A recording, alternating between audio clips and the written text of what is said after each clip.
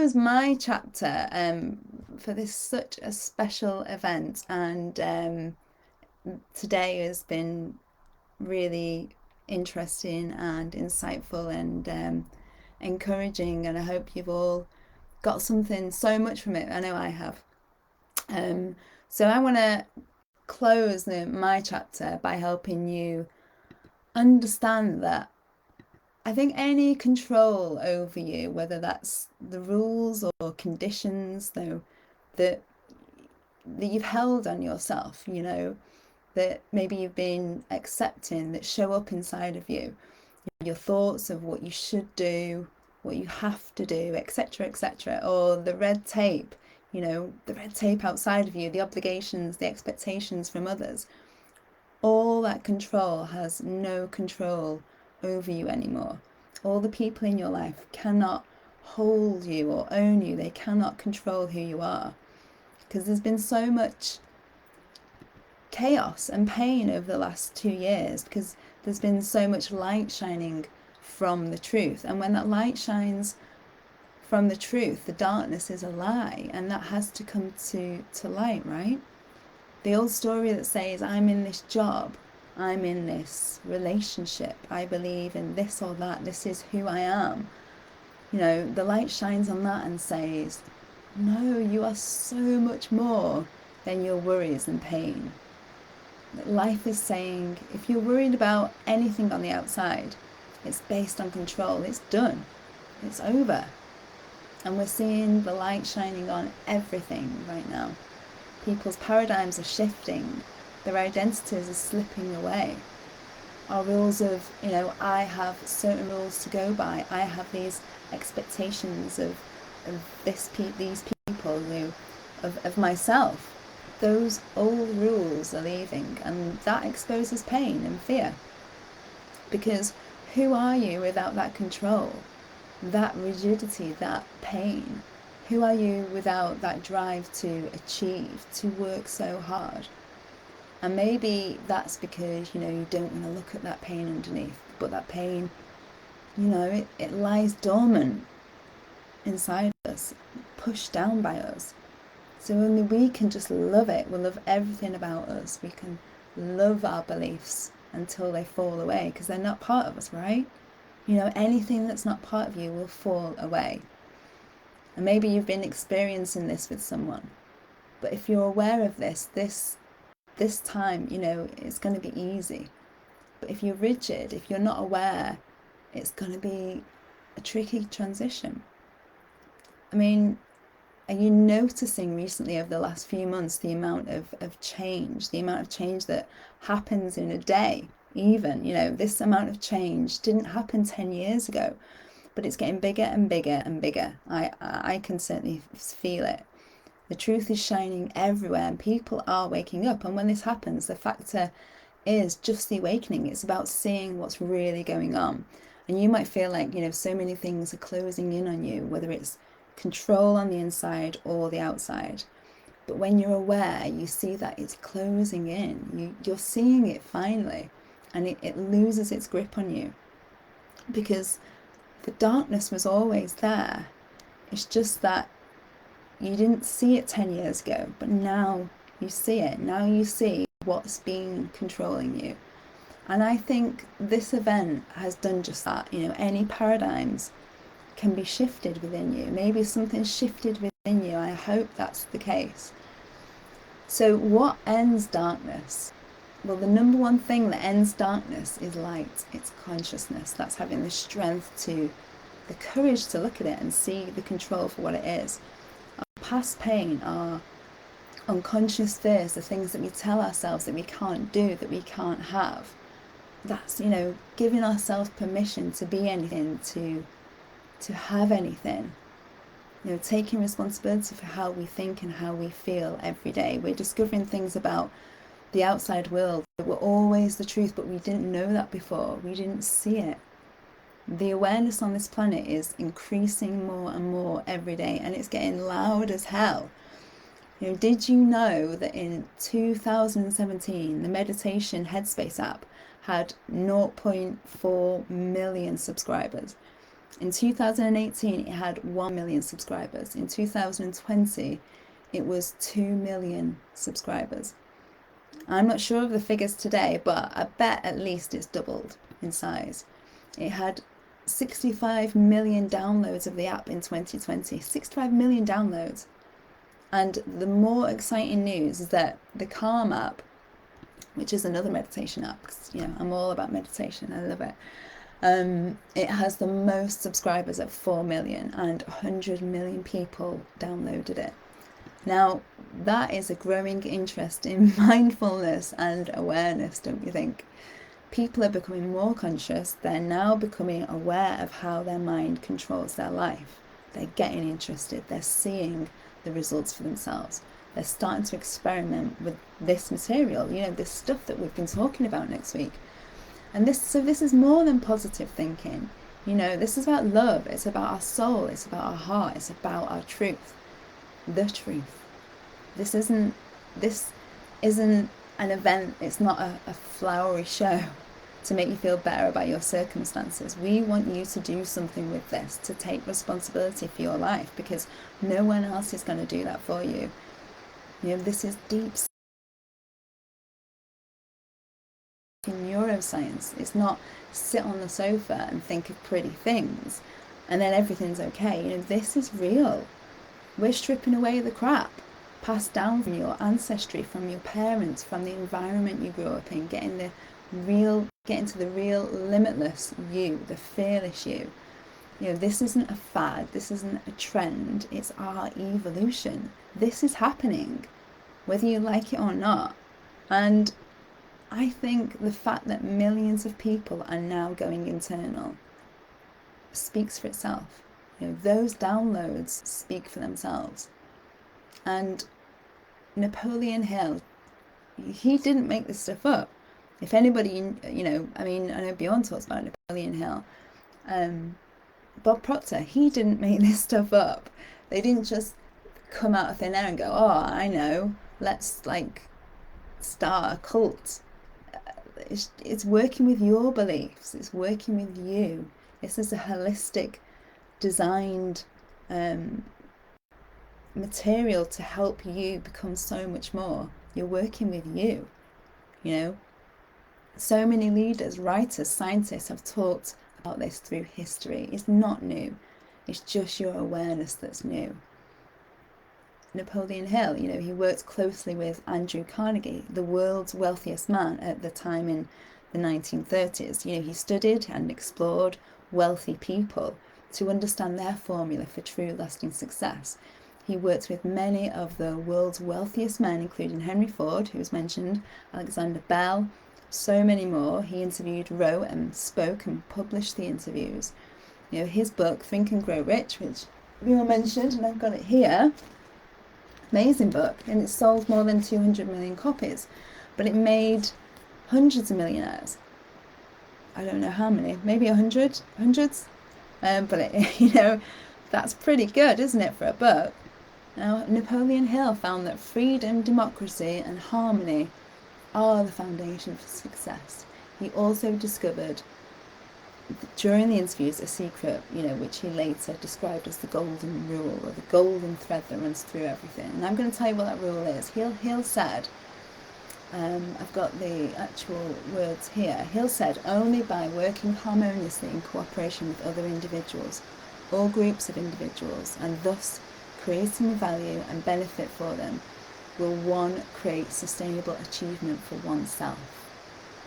And he also said, whatever your mind can conceive and believe, it can achieve. This is written everywhere. Let's become more aware of it. Let's dive deeper and not allow our past to trap us into the same life that we've always lived. Now, if you feel called to do something different to what everyone else is doing, listen to that. This is your life, not theirs. Be your own light and light up that darkness. If you have any fears or pain, internal or external, when you thought, you weren't good enough, you weren't pretty enough, you weren't rich enough, any addictive patterns, any little things, Give yourself love and kindness. That pain and fear will fall off you. Those things are just coming up into awareness now. So get present. The more you're going to do this, the more you open yourself up, and they'll fall away. Remember, all external is a reflection of the internal. So if you think about a person, where are the boundary lines between you and them? Where do you end and they start? There's no separation. They're in you. They're in your thoughts, right? It's your thought of them inside of you, inside your mind. So there's no one to fear. Why worry about what other people think? They only exist within us. And I want to say, when Bob Proctor told me to never think badly of someone, no matter who they are, it doesn't matter what anyone does, I didn't really understand what he meant. He just said that, and it was always in the back of my mind. And he meant, when you send bad energy to someone or something, it will never reach them. They will never receive it. But you do. It's all directed to the avatar of that person inside us, and that's just a thought. And where is that? It's within you. So those judgments have a massive impact on you, on your energy, on your vibration, and it pulls you down. And I know this is deep stuff, but stay with me here, because I'm going to tell you a story about a man who was driving on a dual carriageway.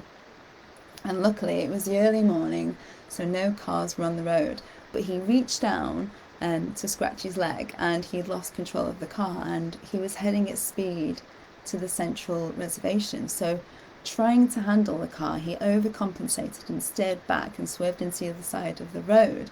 And finally he got control of the car, and he was okay. But his first thought was, I hope no one saw that.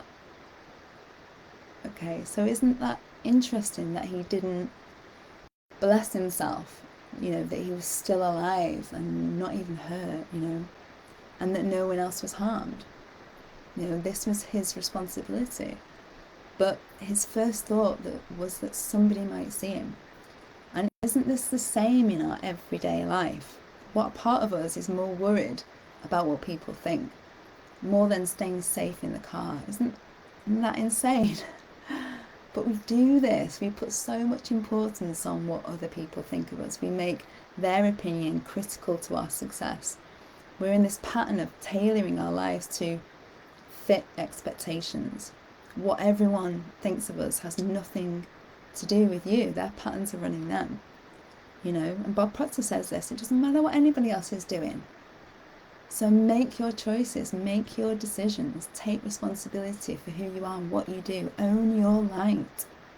You get the self-esteem and you get the power to give yourself what you want, without blaming anyone. When we're willing to open up with awareness into consciousness to who we are, amazing things can happen. We can transcend everything that holds us down. I'm going to leave you with this final story. So cue for Sheena to get ready. So, is anyone familiar with the story of Tina Turner? And how she was completely owned by her husband in the early years, Ike Turner. Well, she was the light. She brought the light, but she didn't know her worth. Okay. And he created this tyranny, this identity that he said to her, you're nothing without me.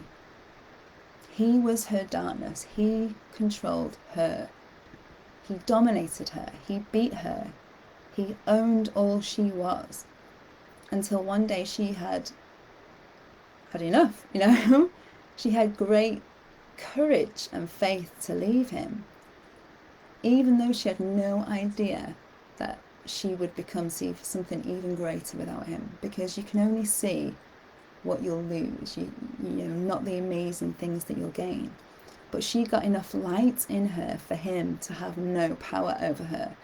She had enough light in her to fight back, and it took her to see what he was. She now had the awareness, and she left him. She just wanted her name, not the money.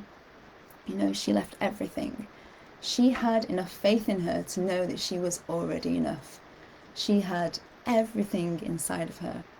And then, sure enough, people came to help her, to work with her, and she became massively famous. She energetically cleared herself of the old stories of how less she was. The factor was she was seeing what she was on the inside naturally. She was the light. And she saw his fear. That control wasn't what it looked like at all. He had created this illusion of control, but the truth was the opposite. She had the control. He was scared of how powerful she was. She was the light of truth, and that changed everything for her. He needed her name. He needed the identity of, I'm why she's famous. He was her energy vampire, so to speak.